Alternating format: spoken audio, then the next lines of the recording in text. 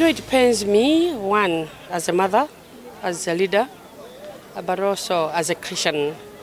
Because in the street, we cannot even take care of our children, we cannot educate them, we cannot develop them, and also justice cannot prevail because we cannot protect them when the children are in the streets. So it really pains me. There's a lot. One, they are not going to parade. We are not going to parade them into education, and the quality education we won't be there. One, they will not make it a rightful decision because they are not educated, and they cannot even earn a living because they are not empowered.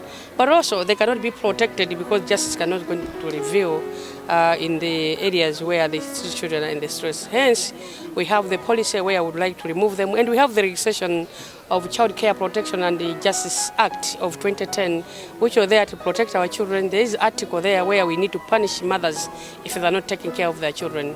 And that's why we are saying we have mounted a campaign of removing the children from the street. And we are to reconnect them to their parents. If the parents are not even going to take care of their children, and we are going to be arresting them because we have a section in the marriage in the Child Care Protection and Act and the Justice Act where the parents who are neglecting their children, they're supposed to be arrested. We were so quiet because we didn't have the national policy, national social policy, where we're supposed to work hand in hand with the legislations, because the legislation is just in suspense. Now we have the national social policy, which is now beefing up the legislations and giving us the responsibility of arresting mothers who are not the parents who are not taking care of their children. Some of those who don't have parents, we are reconnecting them with the foster parents in the orphanage centers. And the parents, if they are really challenged in one way or another, that's why we have a number of programs.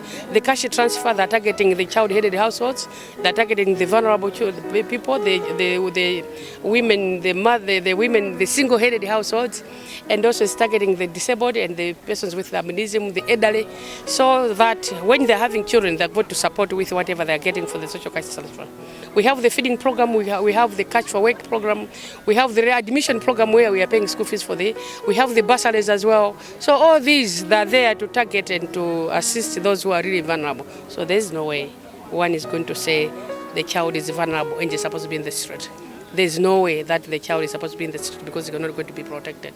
At the end of the day, he's not going to be a good citizen. So we don't want to have a number of Malawians who are not going to be good citizens when they're in the streets. We would like to make them to be good citizens who are going to support their nation when we protect, when we empower, when we educate them.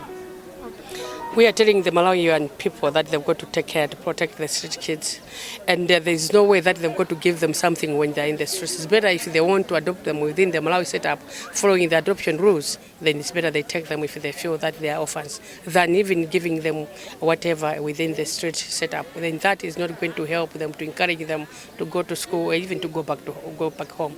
And here we are going to revisit the legislation which we have, even bringing in a policy which we are going to be punishing people who are supporting children in the streets, because it's one way of encouraging them to be there than just taking them to be at their home and send them to school.